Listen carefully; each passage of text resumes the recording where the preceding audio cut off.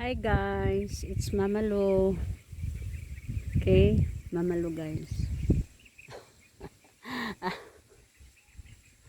Okay, last time I came here, I said I'm going to plant between the row of the sugar cane. So this is the corn guys.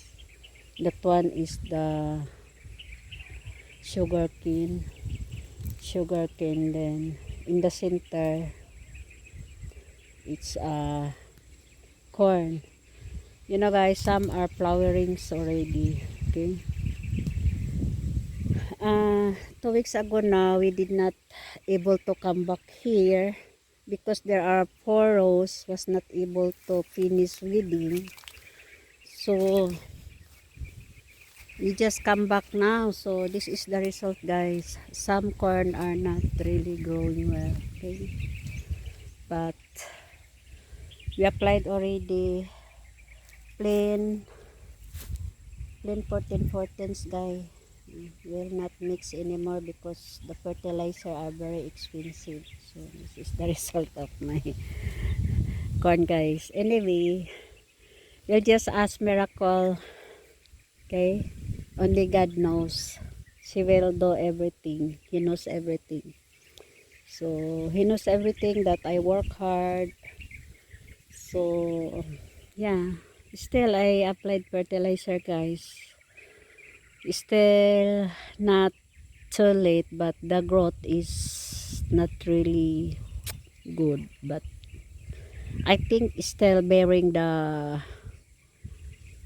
fruits guys. Okay, only that the stalk are small. Supposed to be they are big stalk if you applied fertilizer earlier.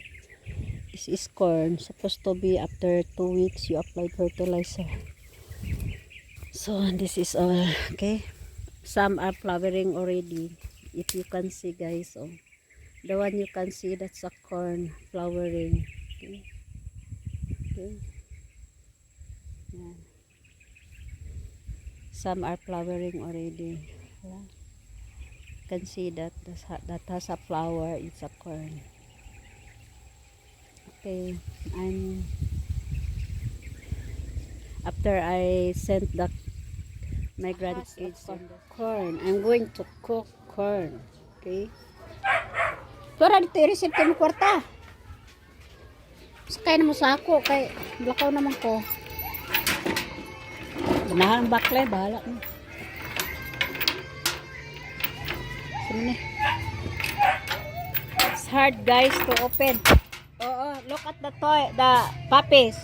Kuha na mga puppy diya kay manulod na ay. Get out. Tawa ba?